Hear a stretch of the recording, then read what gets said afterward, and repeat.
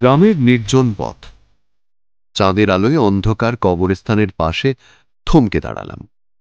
দেখলাম একজন লোক কবরের পাশে দাঁড়িয়ে কথা বলছে। কাছে গিয়ে বুঝলাম সে কথা বলছে এক মৃত নারীর সাথে। আমি অবাক হয়ে তাকালাম।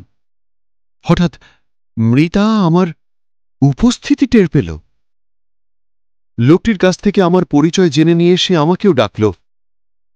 কবরের ভেতর থেকে তার গলা ভেসে আসছিল, আমার সাথে কথা বলছিল। কথা বলতে বলতে হঠাৎ কবর ভেদ করে সে আমার সামনে এলো। আমি আটকে উঠলাম।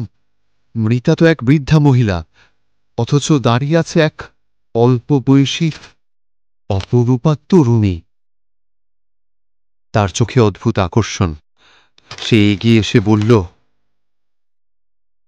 আমাদের মাঝে এমন এক সম্পর্ক আছে যেতে তুমি জানো না। আমি তোমার জীবনে ফিরে এসেছি। আমি স্তব্ধ হয়ে গেলাম। মনে হচ্ছিল হয়তো আমি তাকে বহুদিন ধরে খুঁজছিলাম। কিন্তু সে কি?